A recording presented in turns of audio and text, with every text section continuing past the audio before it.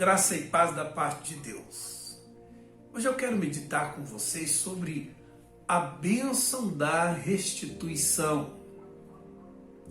Queridos, a libertação de Israel da escravidão do Egito é um fato histórico que ilustra a nossa redenção.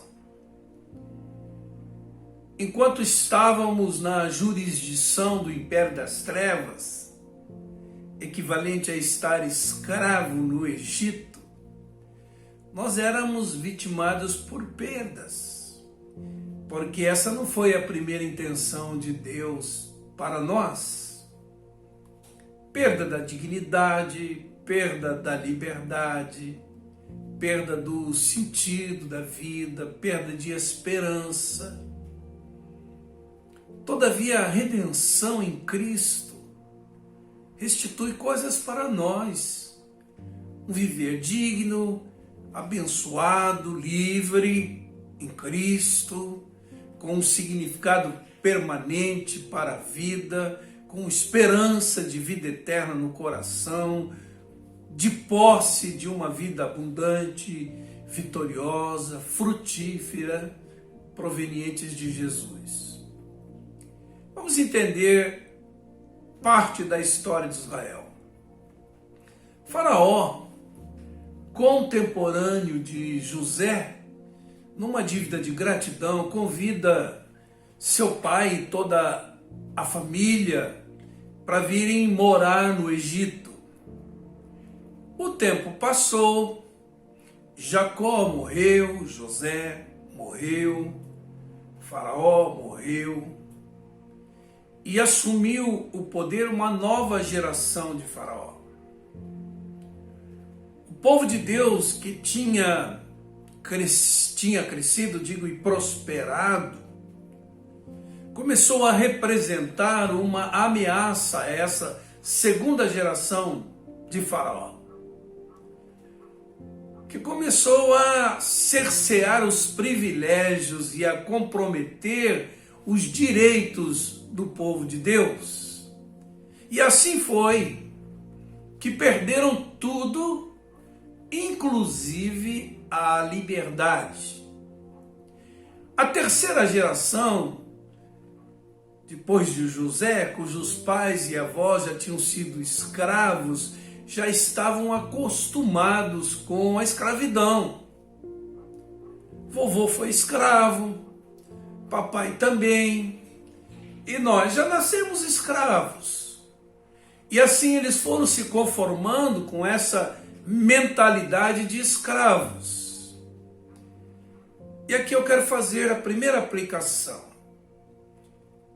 Esse também é um perigo que todos nós corremos, mesmo libertos em Cristo, nos deixando aprisionar em algumas áreas de nossa vida, com direito a morar a uma mansão espiritual, nos conformamos em morar num barraco espiritual, ou seja, pouco a pouco, vamos internalizando essa mentalidade de escravos, mesmo já libertos em Cristo.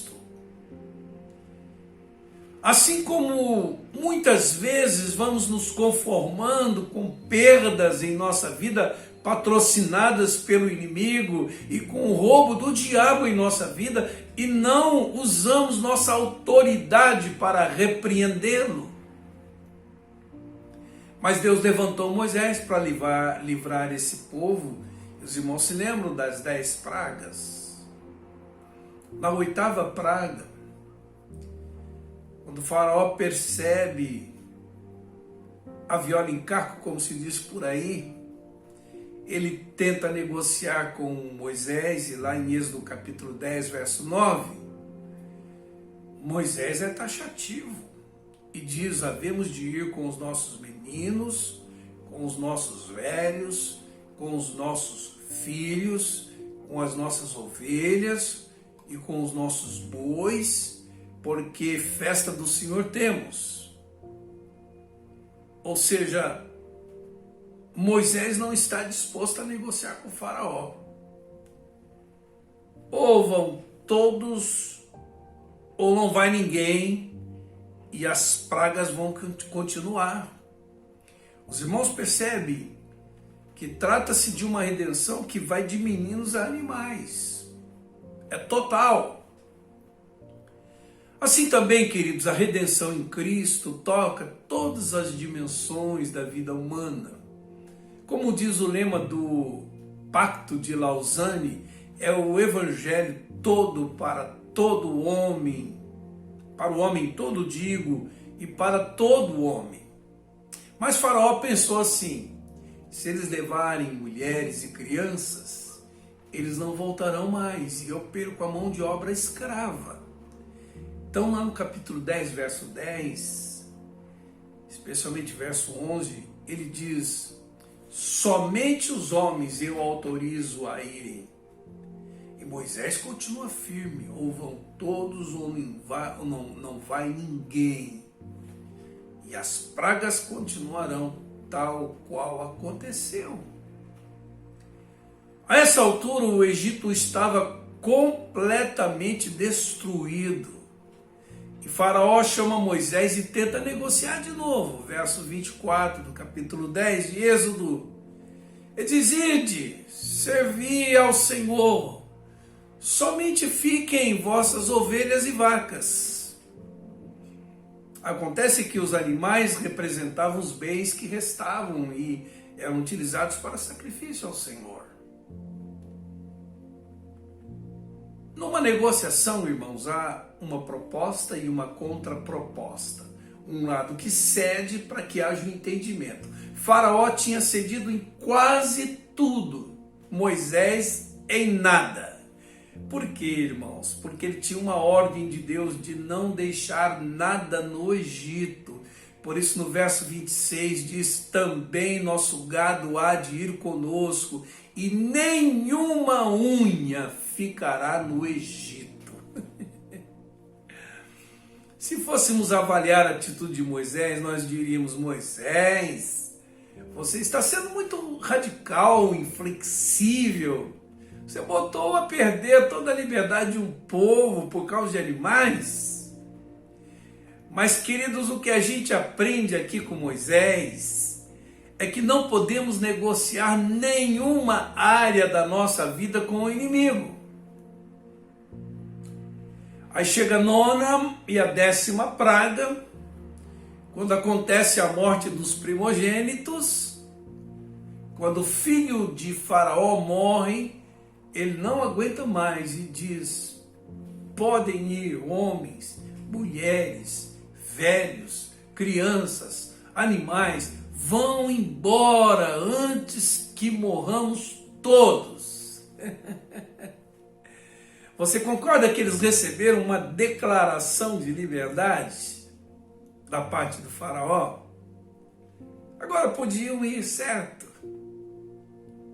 Só que não. Eles já estavam livres, mas tinham de Deus a promessa de que não sairiam do Egito de mãos vazias.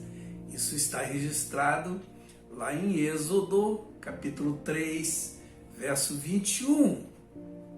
E o verso 22 diz que cada mulher pediria às vizinhas e à hóspede vasos de prata, de ouro e vestes de tal maneira que o Egito seria despojado, tal qual aconteceu. E mais, você sabe que o escravo trabalha muito, come pouco e vive em situação precária, por isso muitos ficam enfermos. Mas vejam que coisa linda aconteceu. Diz o Salmo 105, verso 37, que eles saíram com prata e ouro, e entre suas tribos não havia um só enfermo. Então, queridos, a gente aprende mais uma vez que Deus não nos resgata pela metade, que a redenção de fato, como disse, toca todas as dimensões da vida. Então, como vimos ontem, temos de Deus autoridade para reivindicar tudo que é nosso por direito em Cristo, como diz aquela antiga canção.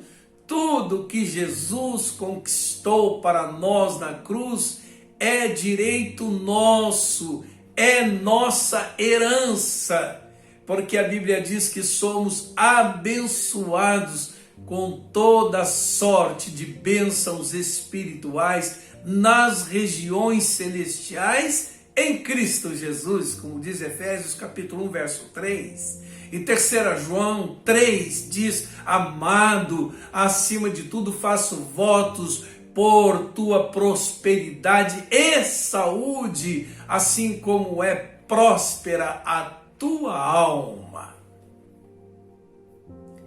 Então os egípcios disseram: toma, leva tudo, vão embora antes que todos morramos. E assim o povo de Deus saiu livre, curado e próspero, porque Moisés decidiu, em obediência a Deus, não negociar com o inimigo. No Egito não ficaria nem uma unha, por isso ele pôde, juntamente com o povo, desfrutar da bênção da restituição. Não negocie com o inimigo. Lembre-se, no Egito não pode ficar uma unha. O rompimento precisa ser radical.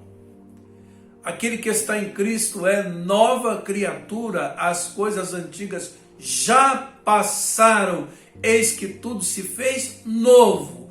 Botou a mão no arado, olha para frente. Você precisa tomar de volta todos os roubos de Satanás em suas coisas, no seu ministério, na sua saúde, na sua família, nos seus filhos. Nós não fomos redimidos pela metade, mas por inteiro, ou seja, a redenção tem que tocar todas as dimensões da nossa vida. E você hoje vai dizer: Satanás, eu negociei com você, hoje não negocio mais. Eu ordeno que a última área da minha vida saia do Egito. Hoje eu tomo de suas mãos tudo que você me roubou. E sabe de uma coisa, meu querido? O inimigo pode levantar um exército de demônios para virem contra você, como aqueles egípcios tentaram impedir a libertação do povo quando eles estavam frente ao Mar Vermelho. Mas Deus os afogará no Mar Vermelho, digo, do sangue de Jesus. Então, que Deus abençoe esse dia com a bênção da restituição na sua vida, em nome do Senhor Jesus.